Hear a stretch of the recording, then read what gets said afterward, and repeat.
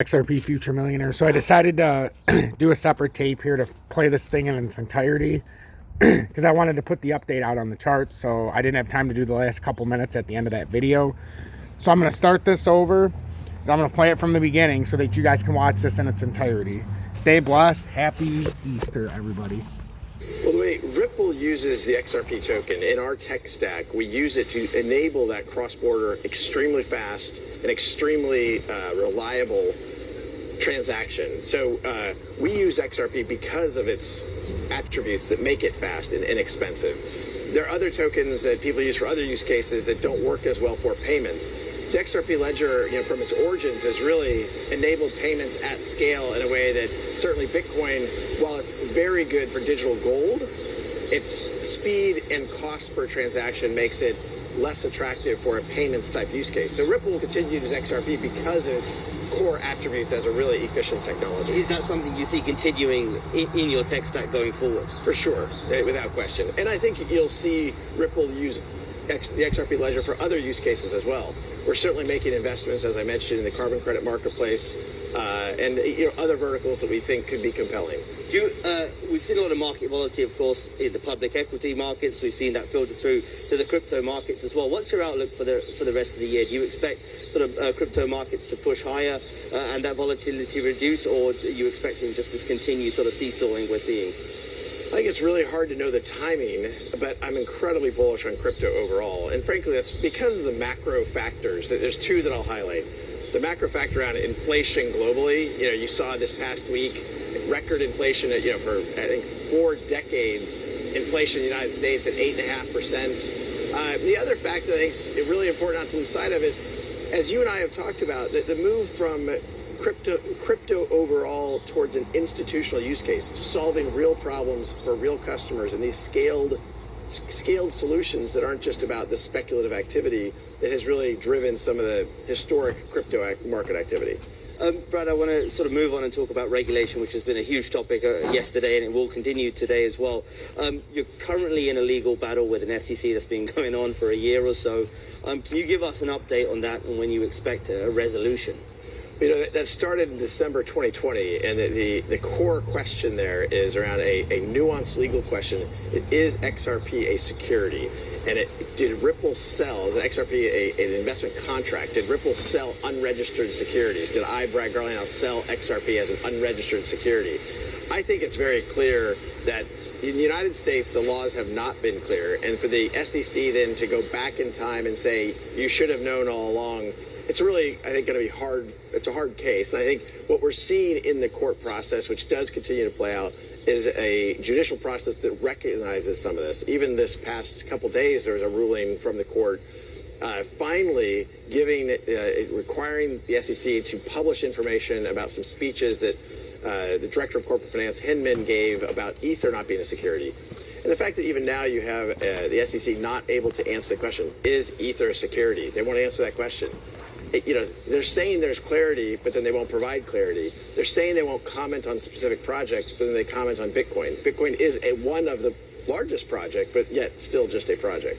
Just in terms of broader crypto market regulation, we had, of course, the executive order from President Joe Biden. At the time, there was a lot of criticism. Well, this doesn't sort of go far enough. It's not laying out specifics. What's your view on it? Did you think it was significant for the market? I think it was very significant. I think it was very positive. Frankly, the leadership we've seen outside of the United States in crypto regulation is way ahead of where it has been in the U.S. It's something we've been saying for years. And I think at the core of the executive order from the Biden administration is acknowledging that exact point, that the competitiveness of the U.S. in these developing markets around crypto, around blockchain technologies, has fallen behind, and more investment and more talent is going outside the United States. When entrepreneurs here in Paris talk to me about starting companies in the crypto space, one of the first things I'll recommend to them is you shouldn't start the company in the United States because there isn't that clarity. And so a lot of the hiring, even for Ripple, we'll hire over 300 people this year. Well over half of those I expect to be non-US based.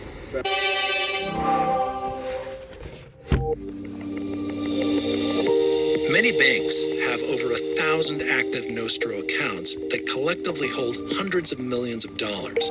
This isn't uncommon. It's simply the cost of doing business in transaction banking.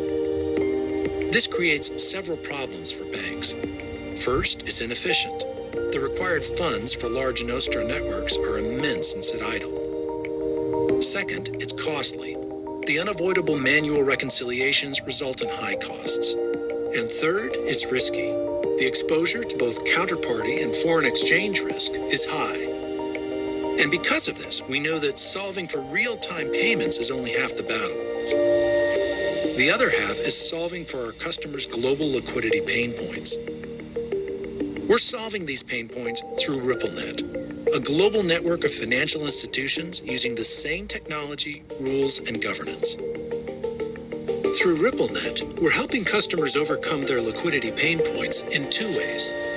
First, through flexible options to support customers' existing liquidity arrangements, as well as to supplement them with new arrangements, including third-party liquidity and settlement through digital assets.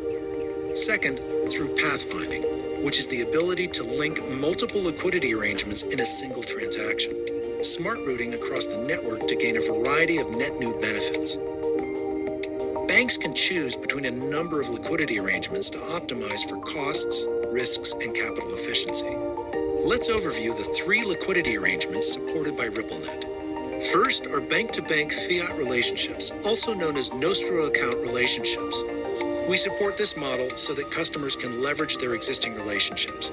This enables the banks that are provisioning liquidity to earn FX revenues, making it ideal for strategic high-volume corridors. With this liquidity arrangement, Bank A and or Bank B would have a Nostro account with the other bank, pre-funding it in the destination currency. Or there could be a credit relationship with the two banks.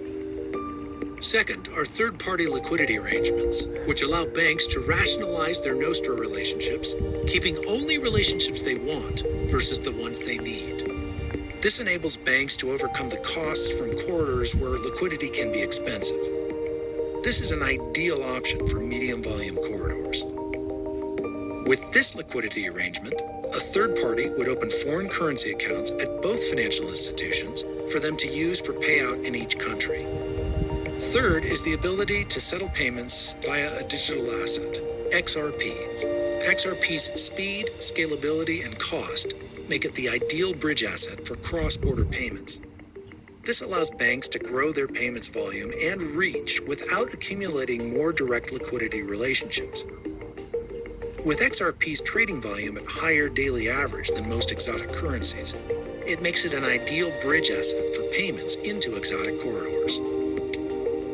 With this liquidity arrangement, each bank either holds XRP directly or leverages an exchange to source XRP. This serves as an on-demand, fungible liquidity pool that can be used for payments. RippleNet resolves today's liquidity pain points in these ways. It's more capital efficient. The diverse options for liquidity provisioning allow banks to shrink their Nostro network. It costs less. The atomic pass-fail processing automates reconciliations, saving 60% in operational costs. And finally, it reduces risk. The real-time settlement and fewer direct relationships decrease overall risk. At Ripple, we're not just solving for better technical connectivity between banks, we are also solving for the other side of the equation, global liquidity.